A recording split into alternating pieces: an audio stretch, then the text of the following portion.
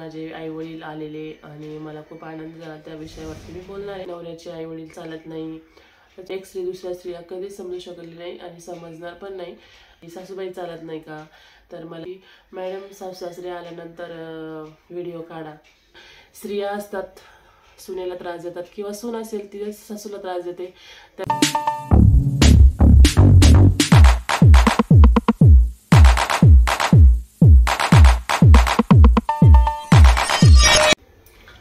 Hello नमस्कार, स्वागत आहे तुमचं माझ्या आजच्या छान आणि नवीन ब्लॉगमध्ये।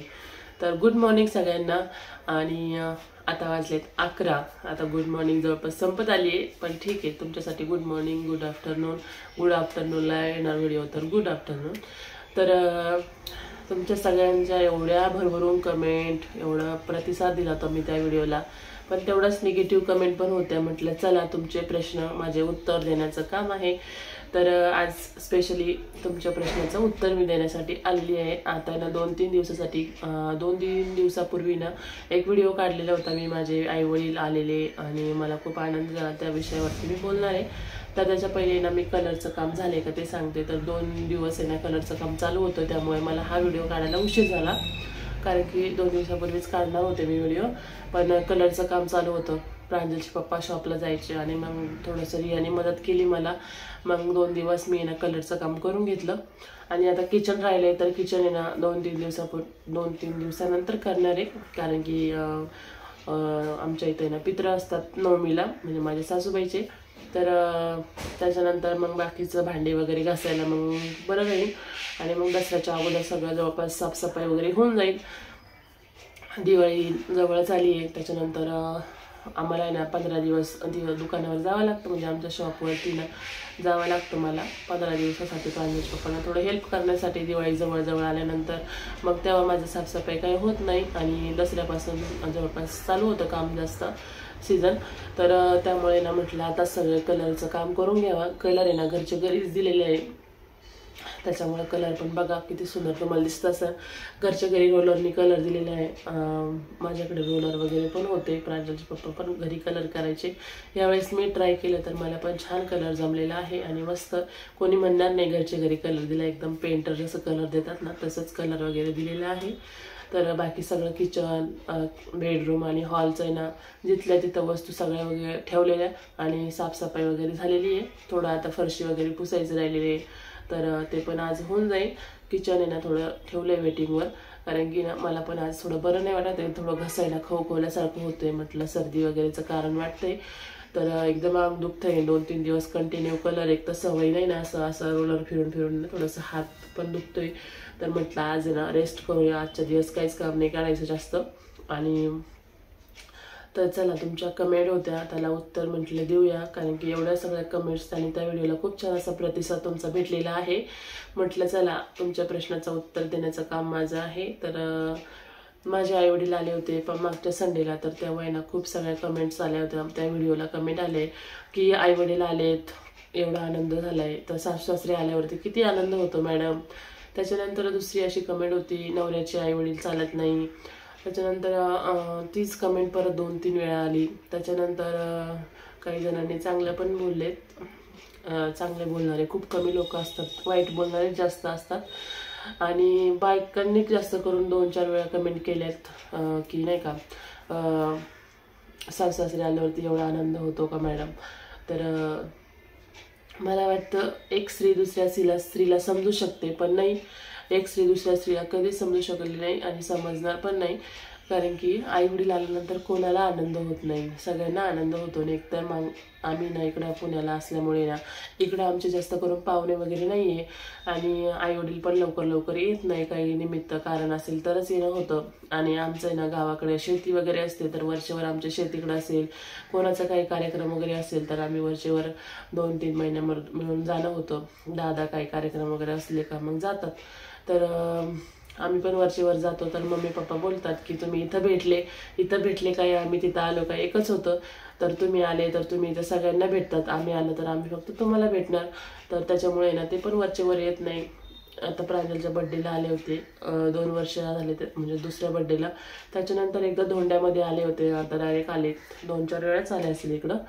तर त्या कमेंटचं मला खूप वाईट वाटलं नाही का.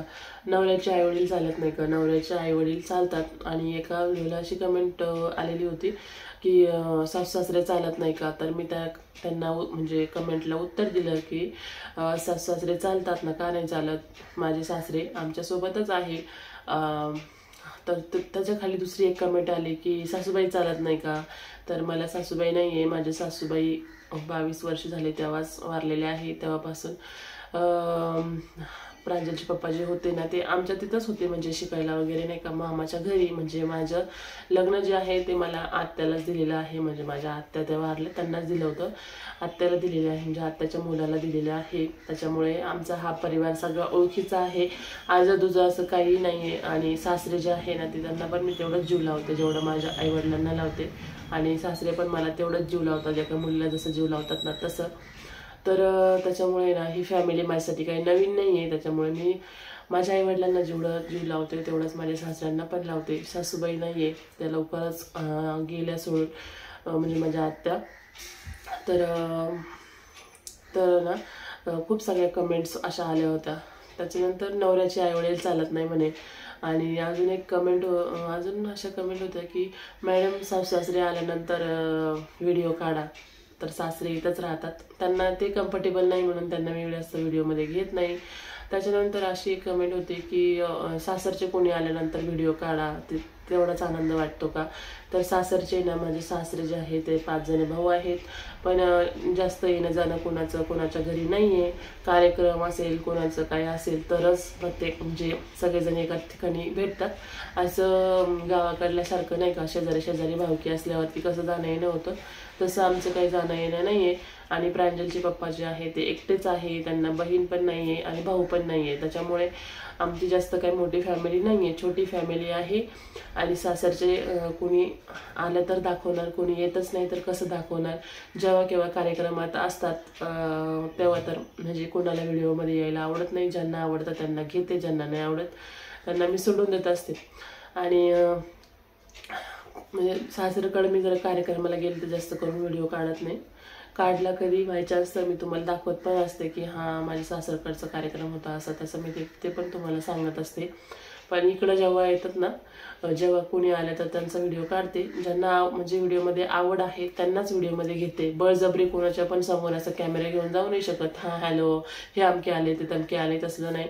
ज्यांना जे कम्फर्टेबल आहे त्यांनाच घेणार, बळजबरी कोणावर असं मी करत नाही की तुम्ही माझ्या व्हिडिओमध्ये या, मला मग तुमचा परिचय करायचा, असं करायचं तसं करायचं, असलं मी काही करत नाही. तर असं काय होतं, माझी ही फॅमिली आहे. आणि ही म्हणजे नाही का घरगुतीच, म्हणजे सगळे आमच्या ओळखीचे असते, असं नाही का परक्याच्या ठिकाणी मला दिलं आणि मग तिथली फॅमिली वेगळी, तिथं मला ॲडजस्ट व्हायला वेळ लागेल असं काही नाही आहे. इथं ही फॅमिली माझी ओळखीची, आम्ही सोबत राहिलेलो आहे, सोबत भांडणं पण केली आहे, मारामारी पण केलेत आणि जीव पण लावले. त्याच्यामुळे ना असं मला काही वेगळं वाटत नाही. किंवा दादाला पण मला सगळ्या गोष्टी दादाला पण माहिती होतं, त्याच्यामुळे दादा पण मला एकदम मुलीसारखं सांभाळतात आणि मी त्यांना वडिलांसारखं. तर जास्त तुम्ही माझे व्हिडिओ बघत नसेल तर बघत जा, म्हणजे कसं तुम्हाला हळूहळू कळेल, फॅमिली कळेल, माणसं कळेल, सगळ्या काही गोष्टी कळतील. तर जास्त काय मोठा मी व्हिडिओ बनवत नाही. आजचा व्हिडिओ इथपर्यंतच होता. आवडला असेल तर नक्की लाईक शेअर करा. अजून काही तुमच्या कमेंट असेल तर मी तुमच्या कमेंटला उत्तर देणारच आहे. व्हिडिओ आवडला असेल तर लाईक शेअर सबस्क्राईब करा. भेटूया उद्याच्या छान आणि नवीन रेसिपीसोबत किंवा ब्लॉगमध्ये. तोपर्यंत सगळ्यांनी काळजी घ्या, खात राहा, मस्त राहा, स्वस्त राहा. Bye bye.